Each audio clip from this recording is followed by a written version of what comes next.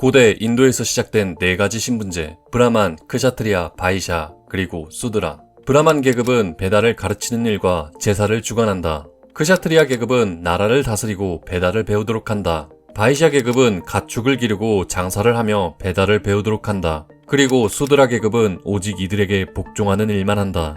만약 수드라 계급이 배달을 암송하거나 엿들을 경우 혀를 잘라내거나 귀에 쇳물을 부어라. 베다는 기원전 1500년경부터 고대 인도를 지배한 사상입니다. 성스럽다 여겨진 이 사상은 천한 계급인 수드라가 배워서는 안 됐죠. 당시 인도를 지배하던 종교는 브라만교였습니다. 힌두교의 원형이죠. 그런데 기원전 800년경이 되자 시대가 변하기 시작합니다. 도시국가가 발전하면서 신분제가 느슨해졌습니다. 브라만교는 우파니샤드로 변화를 시도했지만 시대 변화는 더 빨랐습니다. 도시국가들은 점점 커져갔고 그들은 서로 다투게 됩니다. 마치 중국의 춘추전국 시대와 비슷했죠. 시대가 혼란스러워지면서 새로운 세력들이 등장하기 시작합니다. 바로 사문이라는 수행자들이었죠. 그들은 기존 전통보다 새로운 철학과 사상을 제시합니다. 신분제를 부정했다는 특징도 있었으며 여러 가지로 브라만교와 대립하게 되죠. 사문들 사이에서도 추구하는 방향은 다양했습니다. 어떤 이는 사후세계를 부정한 쾌락주의를 추구했습니다. 또 어떤 이는 엄격한 고행과 불살생을 추구했죠. 때마침 이들에 맞서는 또 다른 사문이 등장합니다. 그는 극한의 쾌락 혹은 고행이 너무 치우쳐져 있다고 생각했습니다. 극단이 아닌 중도의 길을 택했죠. 수행 끝에 진리를 깨우친 그는 고통받는 많은 사람들을 깨우치고자 마음먹습니다. 신분제에 상관없이 누구나 말이죠. 불교의 창시자인 그는 바로 고타마 시타르타, 즉 붓다입니다.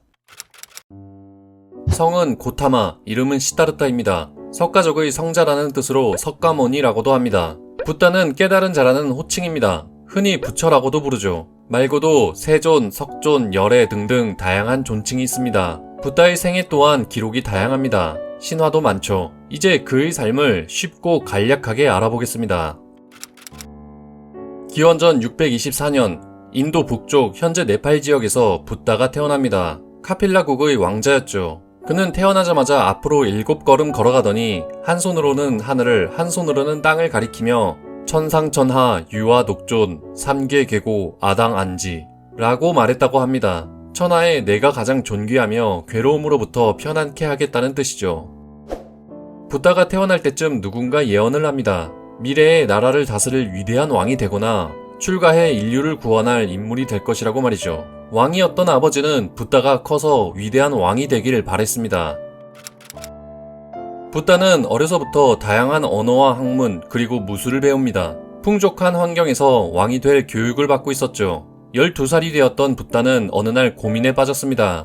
궁 밖에서 고통받으며 일하는 농민을 보았고 새가 벌레를 쪼아먹는 모습도 보았죠.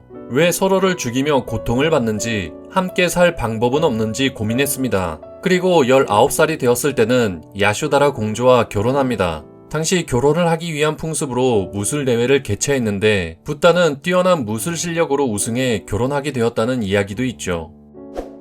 20살이 된 붓다는 중요한 목격을 하게 됩니다. 고통을 직접 보게 된 것이죠. 성에는 동남, 서, 북 4개의 문이 있었습니다. 먼저 동문으로 나간 붓다는 노인을 보았습니다. 누구나 늙는다는 것을 깨달았죠. 다음으로 남문에 가니 고통받는 병자를 보았습니다. 서문에서는 죽은 자를 보았고 누구나 죽는다는 것을 깨닫습니다. 마지막 북문에서는 출가 수행자를 만납니다. 그리고 고통에서 벗어날 희망을 가지게 되죠. 이후로 붓다는 고통이 무엇인지 고민을 하게 됩니다.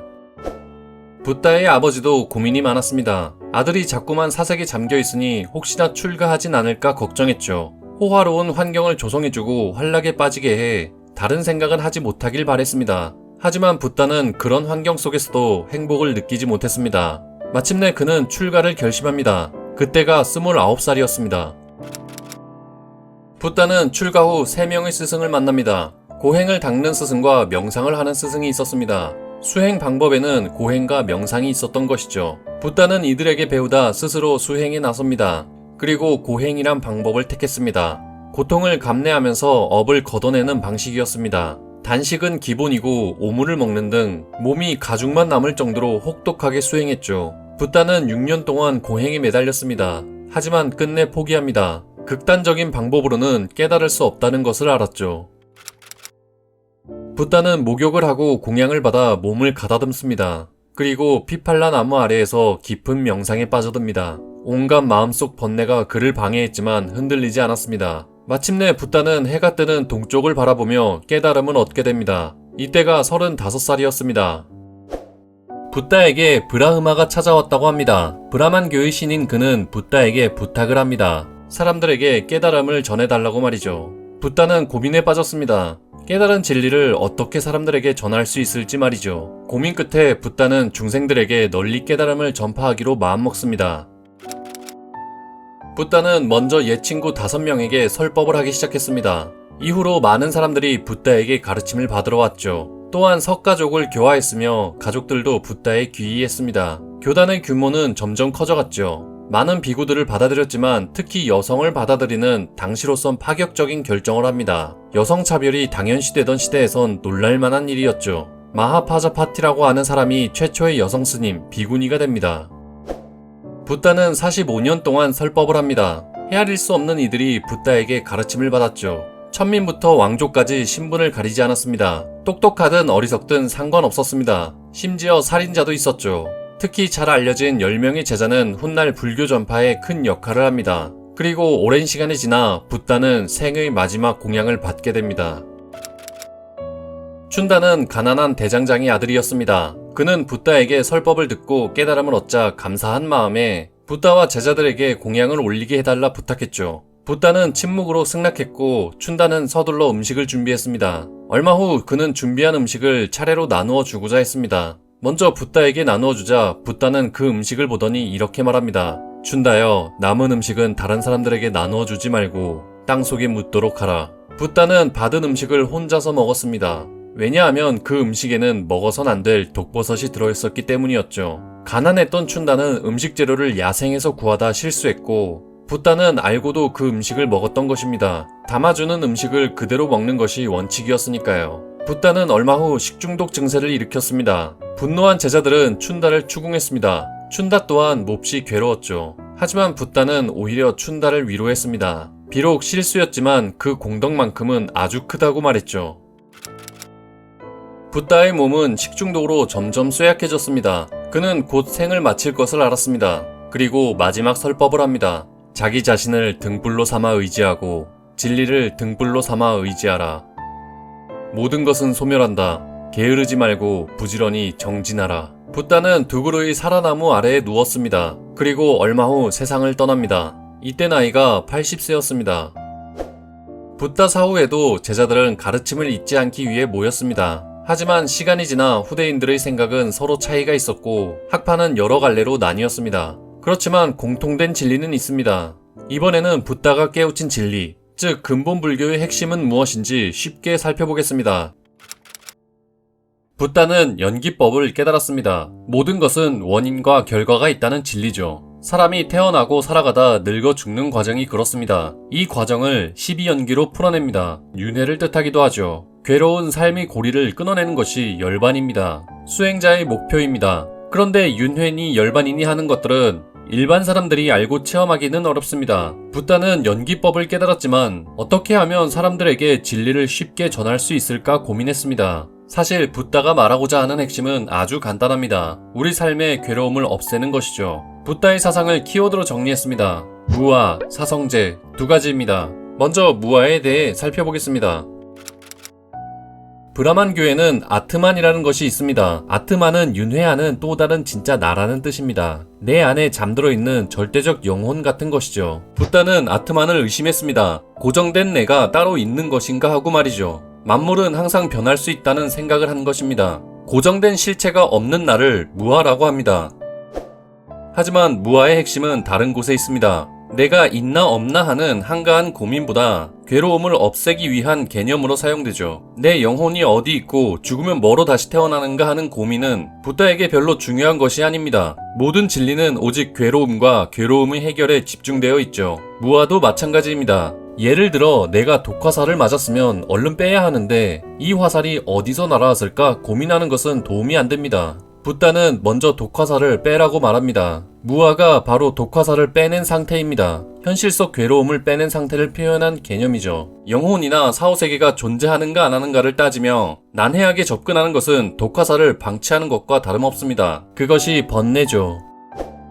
붓다는 결코 사람들에게 어렵게 설법하지 않았습니다. 쉽게 말해 무아는 생각, 감정, 오감을 나에게서 떼어낸 상태입니다. 깨달음의 상태죠. 생각, 감정, 오감을 5가지 무더기로 구분해 오온이라고 합니다. 색, 수, 상, 행, 식으로 이루어져 있죠.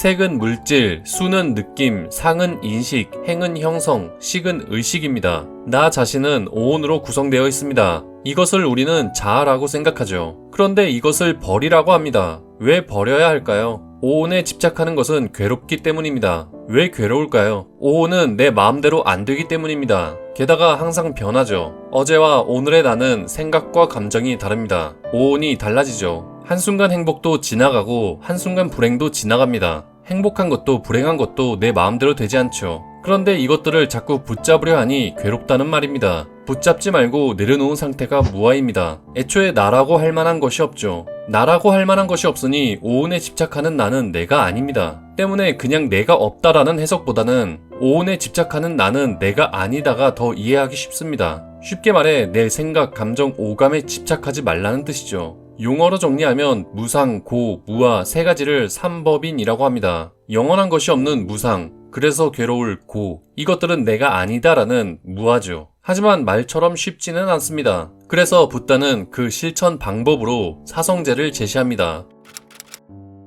다음 키워드로 사성제입니다. 코끼리 발자국에 다른 모든 발자국이 들어가듯 사성제 안에는 모든 진리가 들어가 있죠. 사성제는 괴로움의 원인과 그 해결책을 설명하는 것입니다. 고성제, 집성제, 멸성제, 도성제로 구성되어 있습니다. 줄여서 고, 집, 멸, 도라고 합니다.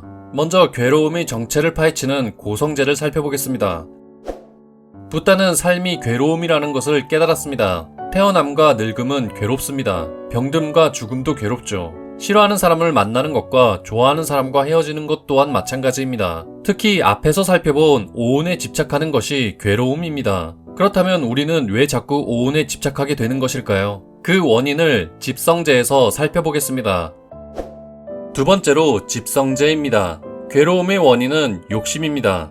가래라고 합니다. 갈망, 갈증 같은 것이죠. 탐욕, 성냄, 어리석음이 가래를 불러일으킵니다. 이 3가지를 탐, 진, 치라고 합니다. 마땅히 버려야 할 것들이죠. 특히 어리석음이 문제입니다. 사성제를 모르고 현상에 집착하는 것이 어리석은 것이라 합니다. 현상에 집착하는 것은 탐욕이고 탐욕이 충족되지 못하면 화가 납니다. 사성제를 알지 못하는 어리석음 때문에 가래가 생기고 괴로움이 생기는 것이죠. 한마디로 정리하면 괴로움은 가래가 일어나기 때문입니다. 이 괴로움의 사슬을 끊어내지 못하면 업이 반복된다고 합니다. 괴로운 삶을 이어가는 윤회를 말하죠. 하지만 끊어낸다면 그것이 바로 열반입니다.